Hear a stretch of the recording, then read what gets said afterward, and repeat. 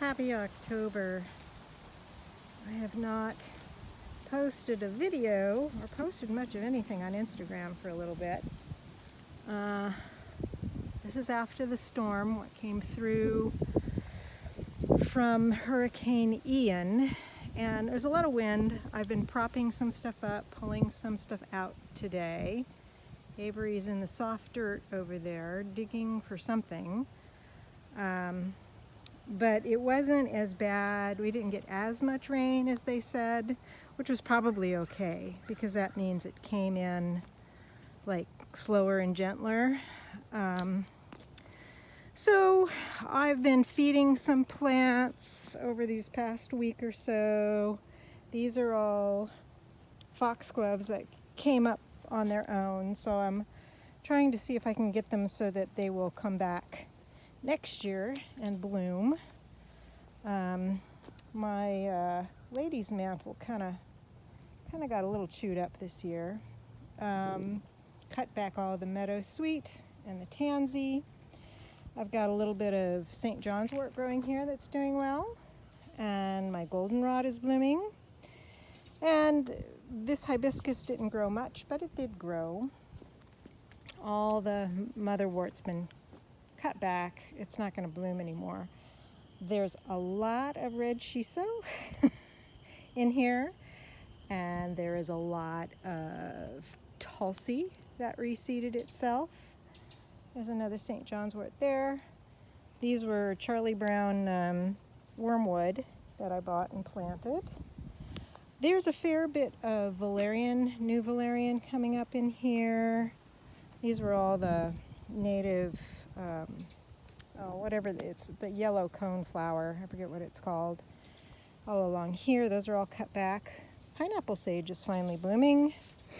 There's the yarrow and some bee balm. I've got the red bee balm right there, and it did okay. Got some extra catnip coming up. Lots of young echinacea in here that have spread. I've got the mugwort mostly cut back. That's a bunch of the mugwort there. There's a bunch of the zinnias and one of the tulsi that I pulled out. Got some little beets coming up in here, some parsley, and some greens, and some dill. We'll see how long these last, but I should start picking the arugula for salad. And I had to prop up a lot of the red Mexican sunflower, cut a lot of stuff back in here. Here's my little planter. There's nasturtiums in it are doing nicely now. I'm still getting some bitter melon. Oh look, there's one right there. I haven't really been eating it, but it's been growing, which is kind of cool. Another flopped over zinnia. This lemongrass has done really well. The angelica that I wanted to grow in here, it really never did all that well. Maybe next year. Avery, hey, look at me, What are you doing? There's my pile of stuff. There's bronze fennel and red sunflower and milkweed and all sorts of stuff. Still, I propped up this this marigold. I'm hoping it'll last until like Halloween, so if I make an ancestor altar like I usually do, I can put some of them on there. The mountain mint's still going. Lots of pollinators still around. Let's see over here. Lots of Anaheim chilies. That's just a regular red bell. I'll show you those vegetables in a minute, but the figs are still coming. Last year I had figs until November, so I'm happy about that. It's going to get drier and warmer during the week, so they will have a chance to ripen.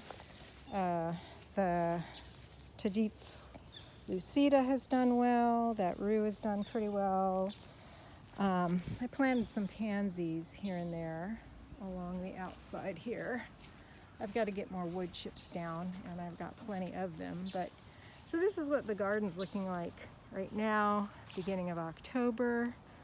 I've done pretty well considering everything, considering kind of a lousy summer it was between the heat and COVID and everything. Avery, really? Really? Let's go back here. I think I'm going to move this bush cherry because it just gets chewed up here, I think mostly by deer. You can see the deer have been eating the lower branches of the apricot. I haven't tried really hard to, I didn't really spray any repellent on them. So that's why next year I'll have to do more of that. But I think I'm going to dig that one up and move it over here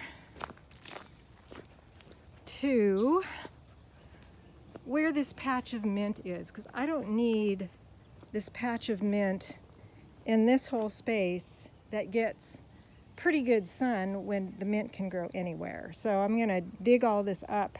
Plus there's this one kind of weed in here. I don't know what it is, and I want to do a good dig to see how I can get it out. Does anybody know what this is? It makes me crazy. It comes up everywhere. Pomegranate came back. I don't know what it's going to do over this winter. The yuzu is doing pretty well. I'm going to have to protect it this winter, I think. The new saffron crocuses aren't coming up yet, but one of the little groups in here is growing. Let's see, where did they go? Here they are. That's a little grouping of saffron crocus there. I haven't seen the others. There's like 4 or 5 different groups in here. The tea has got lots of buds on it still and is blooming. And let's go back this way. The raspberries are still giving raspberries, eking them out to me. But I got all these beds cleaned out, and I top them up with soil and compost and put in some buckwheat. And then when the buckwheat's like 6 inches tall, I'll turn it under. I left the pimento peppers because they still have some peppers on them. They've done pretty well. They haven't given me a huge amount. They're kind of stunted. I'm not sure why, but they've been really good, and I enjoy the pimento peppers a lot. This is a rogue. Looks like it's some kind of banana pepper or something. Oh, I got another. Let's see if we can get you to go back there. Horseradish, milkweed coming up where I don't want it. I'm learning my lesson on planting certain weeds in places where I don't want a lot of them. Still some chilies. Basil's pretty much done, except for the Tulsi. There's Tulsi everywhere. And there's some of these guys. The black strawberry tomatoes are still coming. Ooh, that one's splitting. And the roselle, the hibiscus, 2 of them are doing pretty well. I'll continue with another video towards the back.